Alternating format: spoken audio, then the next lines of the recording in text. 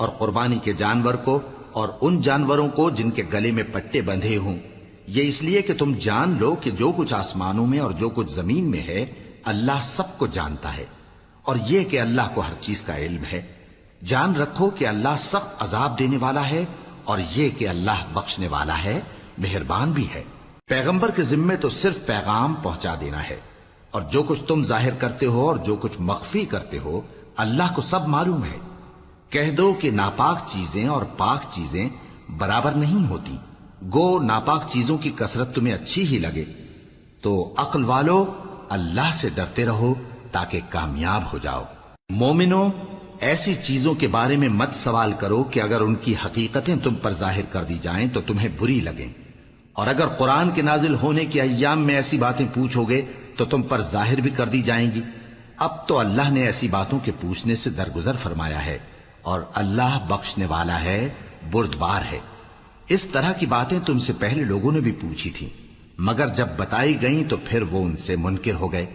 اللہ نے نہ تو کوئی بحیرہ مقرر کیا ہے اور نہ کوئی سائبہ اور نہ کوئی وسیلہ اور نہ کوئی حامی، لیکن کافر اللہ پر جھوٹ باندھتے ہیں اور یہ اکثر عقل سے کام نہیں لیتے۔ اور جب ان لوگوں سے کہا جاتا ہے کہ جو کتاب اللہ نے نازل فرمائی ہے اس کی طرف اور پیغمبر کی طرف رجوع کرو،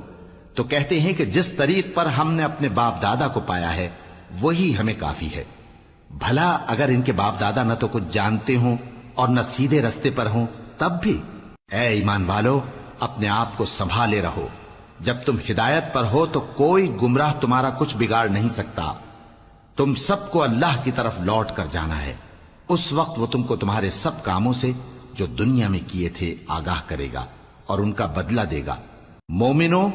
جب تم میں سے کسی کی موت آ موجود ہو تو شہادت کا نصاب یہ ہے کہ وصیت کے وقت تم مسلمانوں میں سے 2 مرد عادل یعنی صاحب اعتبار گواہ ہوں، یا اگر مسلمان نہ ملیں اور تم سفر کر رہے ہو اور اس وقت تم پر موت کی مصیبت واقع ہو تو کسی دوسرے مذہب کے 2 شخصوں کو گواہ کر لو۔ اگر تم کو ان گواہوں کی نسبت کچھ شک ہو تو ان کو عصر کی نماز کے بعد کھڑا کرو، اور دونوں اللہ کی قسمیں کھائیں کہ ہم شہادت کا کچھ عوض نہیں لیں گے، گو ہمارا رشتہ دار ہی ہو، اور نہ ہم اللہ کی شہادت کو چھپائیں گے۔ اگر ایسا کریں گے تو گناہ گار ہوں گے۔ پھر اگر معلوم ہو جائے کہ ان دونوں نے جھوٹ بول کر گناہ حاصل کیا تو جن لوگوں کا انہوں نے حق مارنا چاہا تھا ان میں سے ان کی جگہ اور 2 آدمی کھڑے ہوں جو میت سے قرابت قریبہ رکھتے ہوں، پھر وہ اللہ کی قسمیں کھائیں کہ ہماری شہادت ان کی شہادت سے زیادہ سچی ہے اور ہم نے کوئی زیادتی